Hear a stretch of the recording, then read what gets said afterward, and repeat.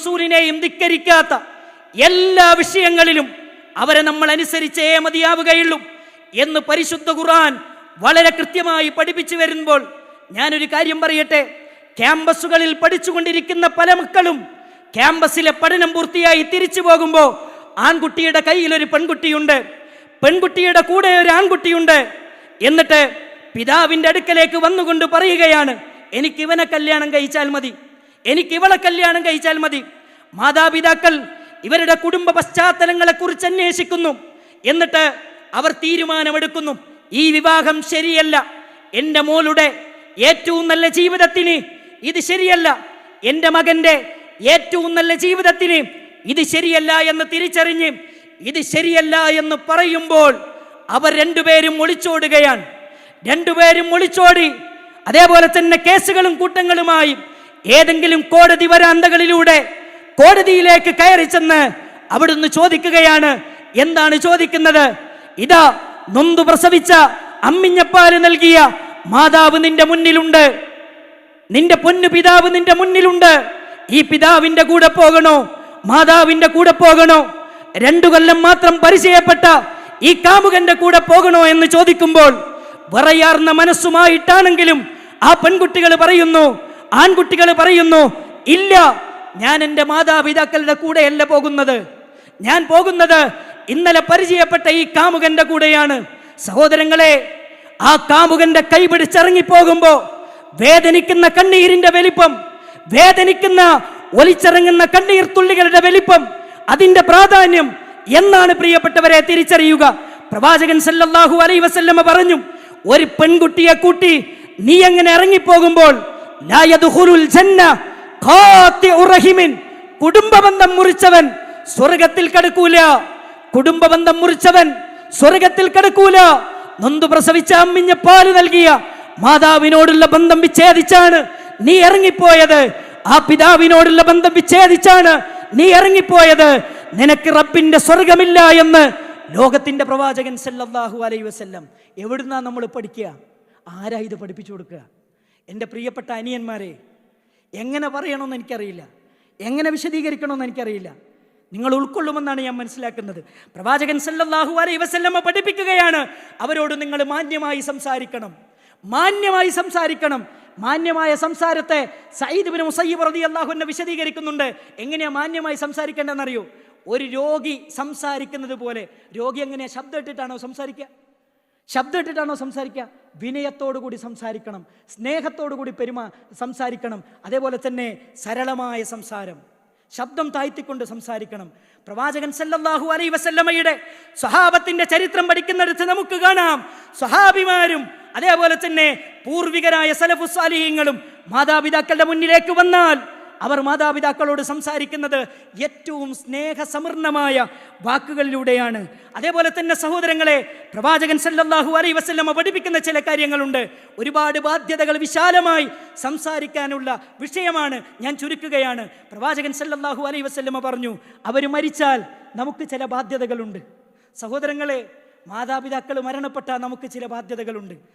നമ്മൾ ആലോചിക്കേണ്ട ഒരു കാര്യം, ഉപ്പ മരിച്ചു, ഉമ്മ മരിച്ചു എന്ന് പറഞ്ഞാൽ ആർക്കാണ് സഹിക്കാൻ പറ്റുക? ആർക്കാണ് സഹിക്കാൻ പറ്റുക? മാതാപിതാക്കൾ മരിച്ചതിന് ശേഷം അവരുടെ വില നമ്മൾ തിരിച്ചറിയുള്ളൂ.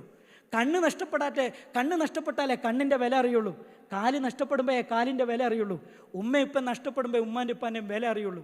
ഉമ്മയിപ്പം നഷ്ടപ്പെടണം, അപ്പം വില അറിയും ഉമ്മാൻ്റെ ഉപ്പാൻ്റെ. അത്ര നിങ്ങൾ കാത്തിരിക്കരുത്. മരിക്കുന്നതിന് മുമ്പ് അവരോടുള്ള ബാധ്യതകൾ നിങ്ങൾ തിരിച്ചറിയണം. മരിക്കുന്നതിന് മുമ്പ് മനസ്സിലാക്കണം സഹോദരങ്ങളെ. ഉമ്മാൻ്റെ മയ്യത്ത് വീട്ടിൻ്റെ മുന്നിൽ 2 പലകകളുള്ള കട്ടിലിൽ വെള്ള തുണി വിരിച്ച് കിടത്തുന്ന സമയത്ത് നമ്മൾ വിളിക്കും, ഉമ്മ മരിച്ചിട്ടുണ്ടെന്ന് പറഞ്ഞ്. വീട്ടിൻ്റെ ഉള്ളിലേക്ക് കയറി ചെന്ന് ഉള്ളിൻ്റെ ഉള്ളിൽ അടക്കിപ്പിടിച്ച വേദനകളൊക്കെ നമ്മൾ വിചാരിക്കും, ഞാൻ ഒരിക്കലും നിയന്ത്രണം വിടൂല, ഞാൻ നിയന്ത്രിച്ച് നിർത്തും എന്നുള്ള വിശ്വാസത്തോടു കൂടിയാണ് കയറി ചെല്ലുന്നത്. അവിടെ ചെന്ന് മാതാവിൻ്റെ മുഖത്തുള്ള ആ തുണിയൊന്ന് മാറ്റിത്തരുമ്പോൾ സഹോദരങ്ങളെ സഹിക്കാൻ പറ്റൂല. ആ വേദനിക്കുന്ന ആ പൊന്നു മാതാവിൻ്റെ മുഖം കാണുമ്പോൾ പൊട്ടിപ്പോകും, നമ്മൾ കരഞ്ഞു പോകും നമ്മൾ സഹോദരങ്ങളെ. ഞാൻ ഇന്നും ഓർക്കാണ്, എൻ്റെ ഒരു സുഹൃത്ത് അവൻ്റെ മാതാവ് മരണപ്പെട്ട സമയത്ത് എന്നോട് പറഞ്ഞു, ഞാൻ കരയൂല, എന്നെ നിങ്ങൾ പിടിക്കൊന്നും വേണ്ട, ഞാൻ കരയില്ല. ഉമ്മാൻ്റെ മയ്യത്തിൻ്റെ അടുത്തെത്തി അവന് പറഞ്ഞു, ഞാൻ കരയില്ല ഉസ്താദെ, കരയൂല എന്ന് പറഞ്ഞു. അവസാനം ഉമ്മാൻ്റെ മയ്യത്തിൻ്റെ അടുത്തേക്ക് എത്തിയപ്പോൾ ആ മുഖം അങ്ങോട്ട് മാറ്റിക്കൊടുത്തപ്പോൾ സഹോദരങ്ങളെ, ആ കുട്ടി ആ ഉമ്മാൻ്റെ മുഖത്ത് വീണ് പൊട്ടി പൊട്ടി കരഞ്ഞപ്പോൾ ഞങ്ങൾക്ക് പോലും നിയന്ത്രിക്കാൻ പറ്റിയില്ല. സഹോദരങ്ങൾ, അത്രയാണ് നമ്മുടെ ഉമ്മാനോടുള്ള ബന്ധം, അത്രയാണ്. മരിച്ചു പോകുമ്പോൾ അറിയുള്ളൂ അവരോടുള്ള ബന്ധം.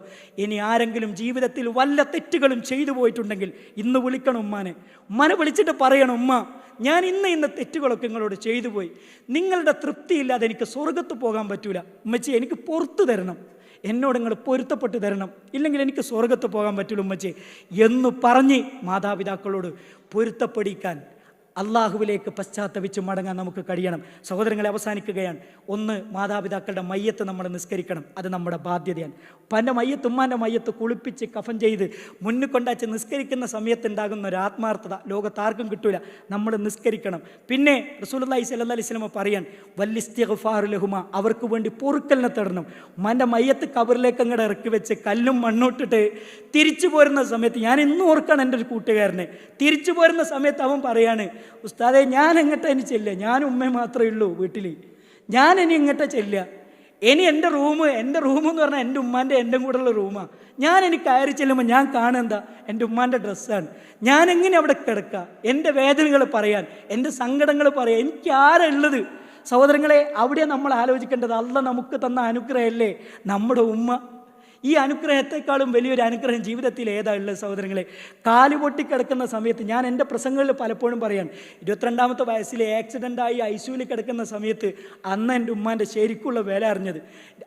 അവിടെ ഐസിയുവിൽ കിടക്കുമ്പോൾ പലരും മരണത്തോട് മല്ലടിക്കാൻ, ആ സമയത്ത് എൻ്റെ ശരീരത്തിൽ നിന്ന് ഒലിച്ചിറങ്ങുന്ന ചലവും അതേപോലെ തന്നെ ചോരയും വൃത്തിയാക്കിയ എൻ്റെ ഉമ്മ. ജീവിതത്തിൻ്റെ ഓരോ സെക്കൻഡിലും ഞാൻ ദുആ ചെയ്യുന്നതെന്നറിയോ, പടച്ചോനെ അവർ മരിക്കുന്നതിന് മുമ്പ് ഞാൻ മരിച്ചാൽ അതാണ് ഖൈറ്. എൻ്റെ ജീവിതത്തിൽ ഞാൻ ഏറെ പ്രാർത്ഥിക്കുന്നു, റബ്ബിർഹംഹുമാ കമാ റബ്ബയാനി സഗീറ. ഞാൻ അത്ര സ്നേഹിക്കുന്നു എൻ്റെ മാതാപിതാക്കളെ. സഹോദരങ്ങളെ, നമ്മൾ സ്നേഹിക്കണം, അവർക്ക് വേണ്ടി പൊറുക്കലിനെ തേടണം. അതേപോലെ തന്നെ അവരുടെ കരാറുകൾ നമ്മൾ പൂർത്തീകരിച്ചു കൊടുക്കണം, അവരുടെ കൂട്ടുകാരെ നമ്മൾ ആദരിക്കണം. ജീവിതത്തിൽ ഒരിക്കലും അവരെ വേദനിപ്പിക്കരുത്. അവസാനത്തെ വസിയത്താണ്, ജീവിതത്തിൽ ഒരിക്കലും അവരെ വേദനിപ്പിക്കരുത്, അവരെ കണ്ണീര് കുടിപ്പിക്കരുത്, അവരുടെ അഭിമാനത്തിന് ക്ഷതമേൽക്കുന്ന ഒരു പ്രവർത്തനത്തിലും നമ്മൾ ഏർപ്പെടരുത്. നിങ്ങൾ കണ്ടിട്ടില്ലേ, ആക്സിഡൻ്റായി മരിച്ച പല മയ്യത്തുകളും വീട്ടിലേക്ക് കൊണ്ടുവരുമ്പോൾ പോസ്റ്റ്മോർട്ടം കഴിഞ്ഞ് റിപ്പോർട്ടിൽ പറയാണ്, കള്ളു കുടിച്ചിട്ടാണ് ഇവൻ ആക്സിഡൻ്റ് ആയത്. അള്ളാൻ്റെ റസൂല് പറഞ്ഞെന്താ, മാത്ത മീത്തത്തൻ ജാഹിലിയ. ആ മാതാപിതാക്കളുടെ അഭിമാനത്തിന് ക്ഷതമേൽക്കുന്ന പ്രവർത്തനമല്ലേ. കഞ്ചാവിൻ്റെ കേസിലാ പിടിക്കപ്പെടുന്ന പൊന്നുമോനെ, പെണ്ണ് കേസിലാ പിടിക്കപ്പെടുന്നത് പൊന്നുമോനെ. വൃത്തികേടിൻ്റെ പേരിലാണ് മാതാപിതാക്കളെ കോളേജിലേക്ക് വിളിച്ചത് പ്രിൻസിപ്പള്. അങ്ങനെ ഒരു അവസ്ഥ, സാഹചര്യം എൻ്റെ പ്രിയപ്പെട്ട അനിയന്മാരെ നമ്മുടെ ജീവിതത്തിൽ ഉണ്ടാകരുത്. നല്ല മക്കളായി, മാതാപിതാക്കൾ ദുനിയാവിലും ആഖിറത്തിലും ഉപകാരം കിട്ടുന്ന മക്കളായി നമ്മൾ മാറണം. നമ്മുടെ പ്രാർത്ഥന കൊണ്ട് നമ്മുടെ ഉപ്പാക്കും സ്വർഗത്തിൻ്റെ ഉന്നതമായ സോപാനങ്ങളിലേക്ക് കയറി ചെല്ലാൻ കഴിയണം. അല്ലാഹു സുബ്ഹാനഹു വ തആല നമ്മെ അനുഗ്രഹിക്കുമാറാകട്ടെ. വാഖിറു ദഅ്വാനാ അനിൽ ഹംദുലില്ലാഹി റബ്ബിൽ ആലമീൻ. അസ്സലാമു അലൈക്കും വറഹ്മത്തുള്ളാഹി വബറകാതുഹു.